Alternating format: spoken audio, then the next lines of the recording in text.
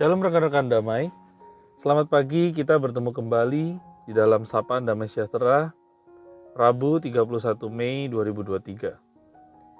Mari sebelum mendengar sapaan firman Tuhan, kita mohon pimpinannya terlebih dahulu. Bapa, kami mengucap syukur buat istirahat kami tadi malam. Engkau yang membuat kami damai sejahtera.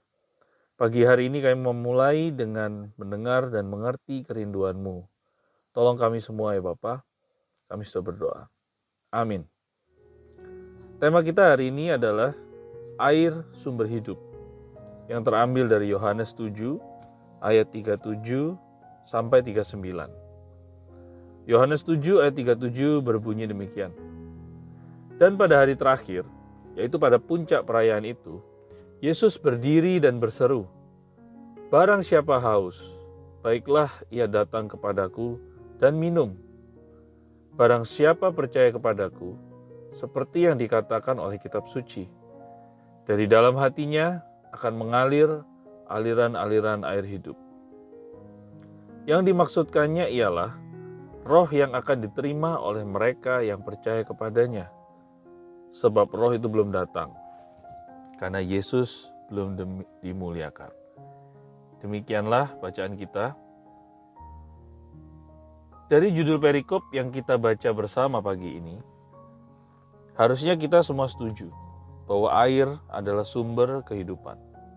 Saya jadi teringat pelajaran sekolah dulu bahwa ragam spesies terbanyak ditemukan di daerah yang mengandung banyak kadar air. Misalnya, jumlah makhluk hidup yang ditemukan di kawasan hutan hujan tropis akan jauh lebih banyak daripada makhluk hidup yang ada di padang gurun.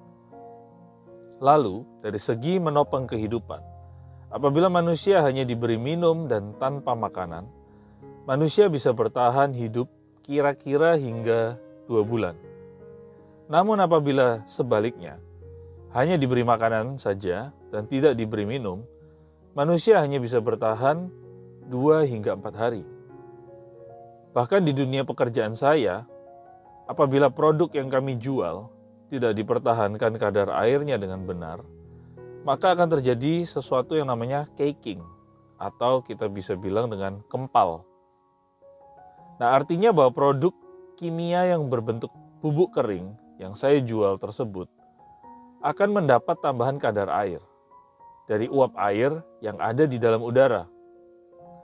Nah, seiring meningkatnya kadar air di dalam produk tadi, kira-kira saudara bisa tebak gak apa yang muncul sehingga caking tadi terjadi? Yang muncul adalah mikroorganisme. Dari air tadi, mereka akan bermultiplikasi, menciptakan kehidupan dan komunitas yang baru, yang akhirnya aktivitas tadi membuat produk yang saya jual menjadi rusak. Nah, dari 3 cerita tadi, kita bisa benar-benar menyadari statement dari perikop kita di atas, bahwa air adalah sumber kehidupan. Dan sebenarnya banyak sekali contoh lain yang akan menunjukkan betapa pentingnya peran air bagi kehidupan manusia.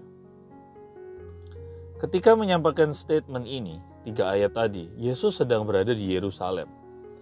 Dia ada di tengah keramaian orang-orang yang datang di hari raya bangsa Israel, yaitu hari raya Pondok Daun. Bayangkan, menyampaikan sesuatu yang kontroversial di pusat kekuasaan penguasa saat itu, dan di hari raya besar yang dihadiri oleh banyak orang dari banyak golongan. Yesus di sana seolah-olah dengan statement tadi mengundang semua orang untuk datang meminum dari Dia. Dan barang siapa yang meminum air yang asalnya dari Yesus, mereka akan dipuaskan dan akan menghidupi nubuatan seperti yang pernah ditulis oleh Yeskiel. Nah, ternyata ayat 38 berkorelasi dengan Yeskiel pasal 47, ayat 1-9. Di mana saat itu Yeskiel sedang menubuatkan bahwa suatu saat akan datang suatu aliran air mengalir keluar dari tempat kudus yang memberi kehidupan. Nah, selain Yeskiel, kitab Zakaria 14 ayat 8 juga memberi gambaran yang sama, yaitu tentang aliran air hidup yang keluar dari Yerusalem, yang akan mengalir di segala musim. Nah, sebelumnya di pasal 4, Yesus juga membahas perihal air hidup saat dia bertemu dengan seorang perempuan Samaria di sumur yang dikatakan adalah sumur Yakub. Yesus menegaskan bahwa ialah air hidup itu sendiri, dan barang siapa yang meminumnya, dia tidak akan pernah haus lagi. Dan dikatakan bahwa barang siapa meminum dari dia, ia akan menjadi mata air yang terus memancar sampai hidup yang kekal. Lalu di sana Yesus berbicara tentang penyembahan dan keselamatan yang ternyata datangnya bukan dari siapapun selain daripada Allah. Dan penyembah yang benar haruslah menyembah Dia di dalam roh, karena Allah adalah roh. Nah, dari ketiga unsur tadi, ayat perikop kita, lalu nubuatan dari Yeskel dan Zakaria, lalu dari Yohanes 4 tentang air hidup bersama perempuan Samaria, apa sebenarnya arti dari statement berani Yesus ini? Nah, seperti keadaan di padang gurun yang kering dan tidak ada kehidupan, seperti itulah kira-kira gambaran sebenarnya dari kehidupan bangsa Israel dan umat manusia di masa itu. Tentu saja tidak ada seorang pun yang menginginkan sebuah kehidupan yang kering, bukan? Dan menuju kepada ketidaknyamanan, bahkan kematian, seperti kehidupan yang ada di padang gurun. Semua orang merindukan kehidupan yang penuh dengan kelimpahan dan menuju pada kekekalan. Inilah yang Yesus sedang sampaikan di pusat kehidupan saat itu, yaitu Yerusalem sebagai simbolnya. Karena Yerusalem adalah kota di mana bait suci ada. Namun bukannya Yesus mempromosikan bait suci yang menjadi simbol kehidupan kekal karena Allah hadir di sana. Yesus malah mempromosikan dirinya dengan statement itu. Yesus sedang ingin mempersiapkan umat manusia bahwa akan ada sumber kehidupan yang baru. Dan itu bukanlah bait suci yang selama ini mereka tahu dan mereka puja-puja, melainkan bahwa Yesuslah bait suci yang baru, yang darinya akan mengalir air hidup dan penuh dengan kekudusan, yang akan menyentuh semua yang mengalami kekeringan dan dahaga yang berkepanjangan.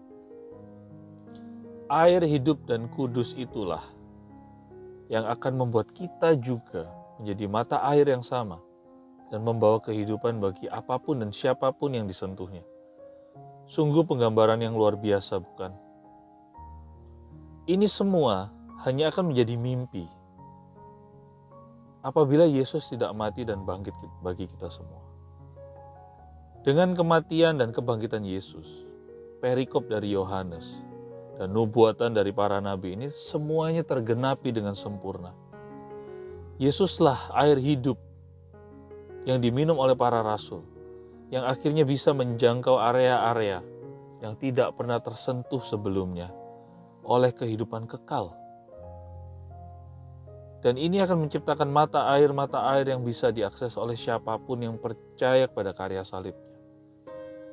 Tidak hanya terpusat pada bait suci yang lama, di mana orang-orang sebelumnya meminum air namun selalu haus dan kekeringan. Nah, mata air kekekalan inilah yang kita akses juga hari-hari ini dan saat-saat ini. Setelah mendengar perikop tadi di atas, bagaimana respon kita? Mana yang kita pilih? Kita tetap minum bukan dari air hidup, namun kita selalu haus dan kekeringan. Atau kita percaya pada air hidup yang Yesus janjikan dan disaksikan oleh para rasul, di mana kita bisa terpuaskan dan kita bisa membagikan berkat kehidupan yang sejati bagi sekitar kita. Mari kita berdoa. Yesus, kami percaya bahwa Engkaulah air hidup yang memuaskan dahaga terdalam kami, yaitu hidup dalam hadirat-Mu, Bapa kami yang sejati. Kami serahkan segala keputusan kami kepada kuasa Roh Kudus yang sudah mendiami diri kami. Amin.